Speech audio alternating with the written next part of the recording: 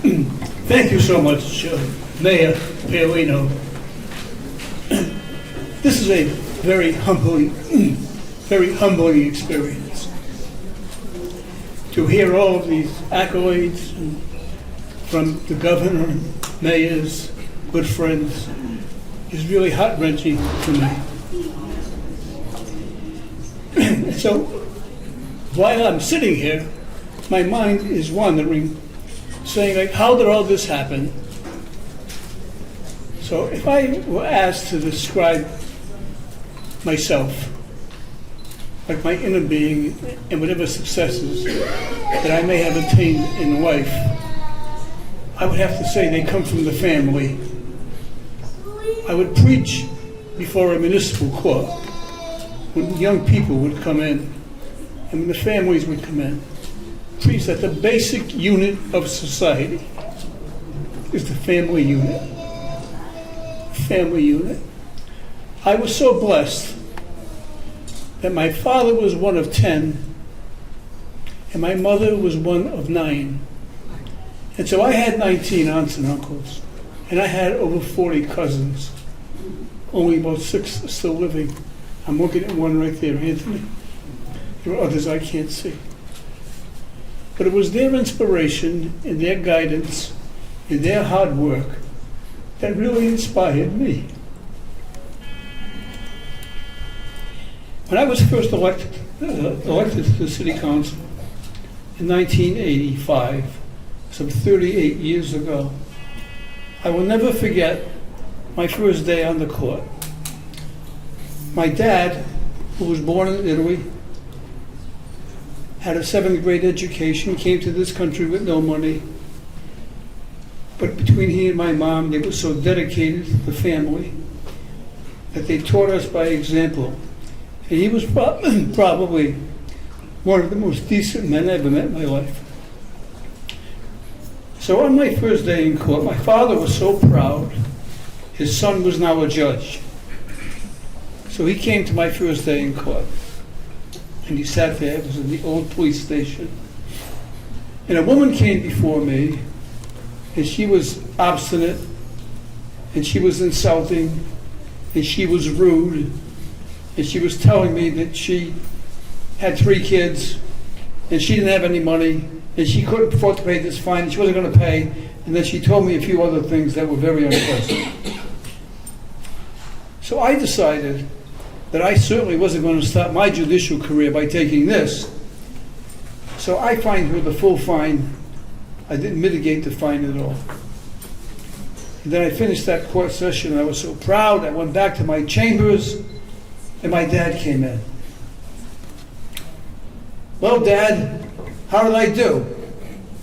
And he looked at me. He said, Frank, that woman. I said, what woman? The woman that had the kids. The one you fined. I said, Dad, she was so disrespectful. He said, she was scared. She was in the courtroom. There's you with a robe. You got a cop there with a gun. You got all the trappings of strength and power.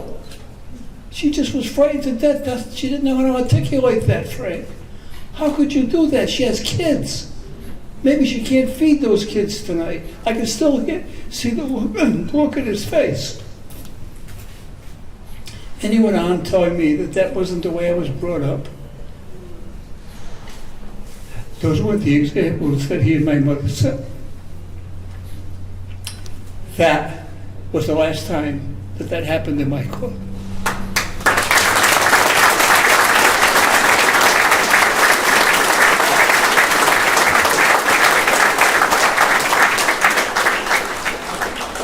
I had the privilege of sitting on the court for 38 years. I loved every minute of it, and I miss it. It was a wonderful experience. Probably the best part of the experience was meeting people out of the country, immigrants who came here. Many of them had the same experience as my father had and my mom. And I was able to relate to those because my father would always tell me about his experiences.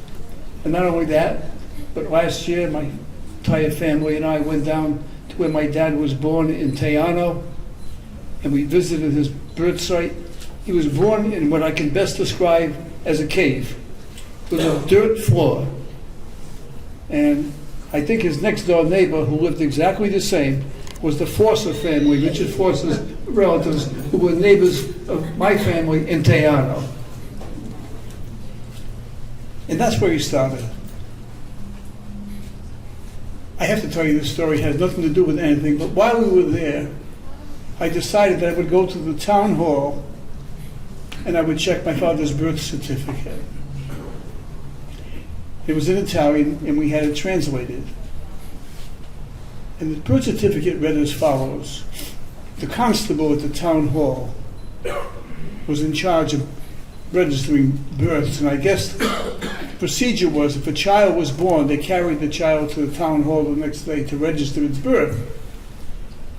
And they registered my father's birth in the following manner. The constable, on the birth certificate, said, I, his name, Constable of Tejano, hereby certify that on this date appeared before me Antonio Caprio, my grandfather, with his baby, Antonio Caprio, and 2 witnesses. And then the birth certificate, the last paragraph, last sentence, he said, and I hereby certify that I have signed, the constable, I have signed for the father and the 2 witnesses, because the 3 of them were illiterate. And that's how my dad started.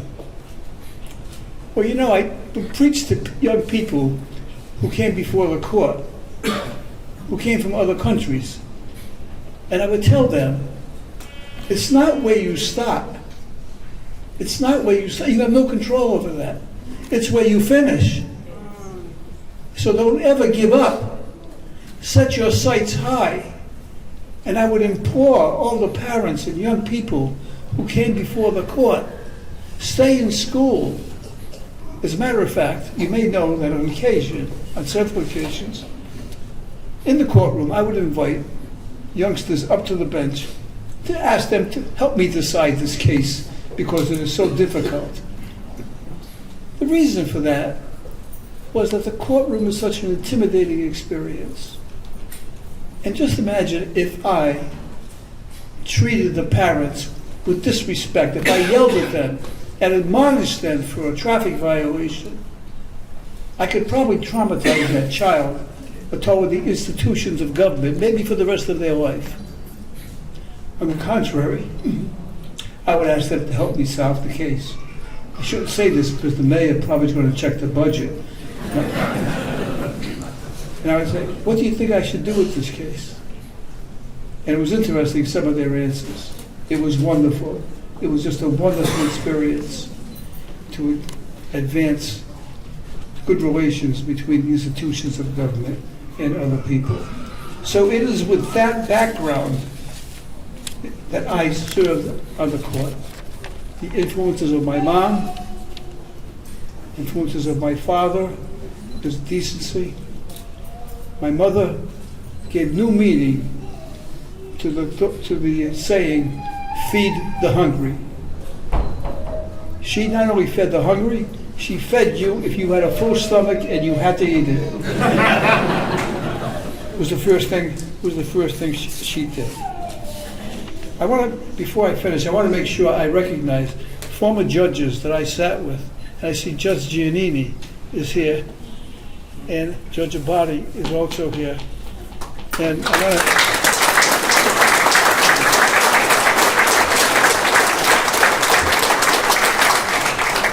you honor me by being here. Thank you for coming, Anthony and Joe. I appreciate that. And Luisa Bortolotti, Judge Bortolotti, and I think I already mentioned Judge Crumble, you mentioned, and Dan McKinnon. I am really very appreciative by your attendance today. I had the privilege, while sitting on the court, to encounter and have people before me from all parts of the world. All parts of the world. And it was through them that I learned a great deal. I heard their stories, and the one thing that they all talked about was their families. and their hope for the future.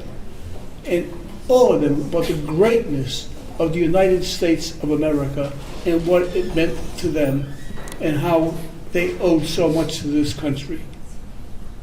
It just made me feel real good about their thoughts.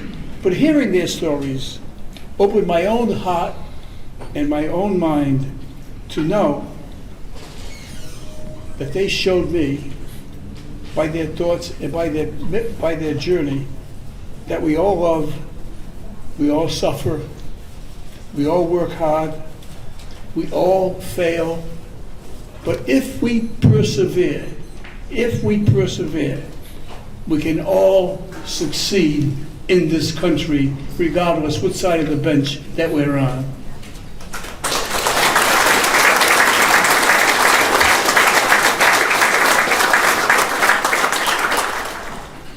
Now, I had some very interesting people come before my court, and one of them is seated right here to my left and to your right, because I had this gentleman come before the court, and I asked him how he pled that he was speeding, and he growled at me and says, "I don't speed, Judge. I was taking my son to the doctor." I said, "You were? How old is your son?" He said, 67. I said, "How old are you?" He said, "I'm 97. And that was 3 years ago. And he's become one of my best friends. Victor, stand up.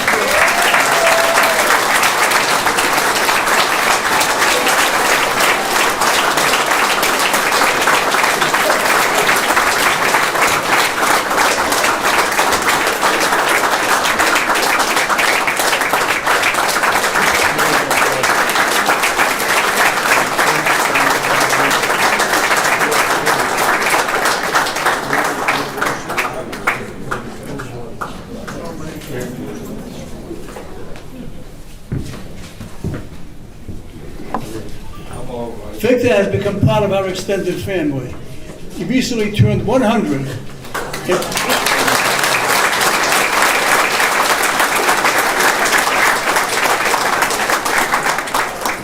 And we surprised Victor with a birthday party at his home, big cake, and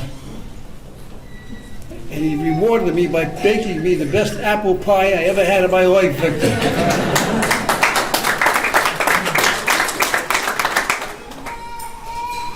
Many times, women who will come before the court would obviously be pregnant, and I would always ask them whether they knew if they were having a boy or a girl.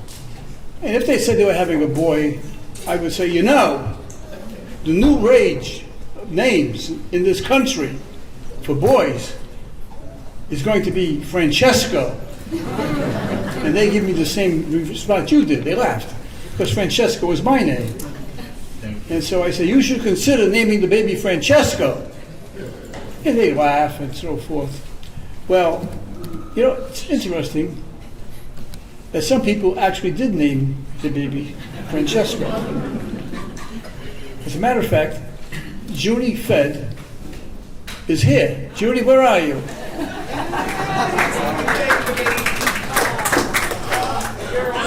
Come on up here.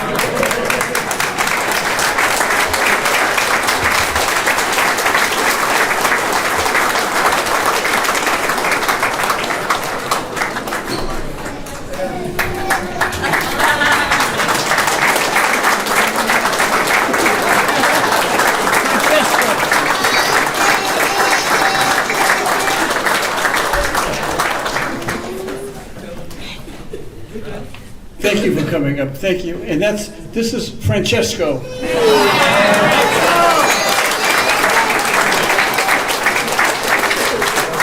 He's very modest. Unlike his namesake. Thank you so much. Thank you.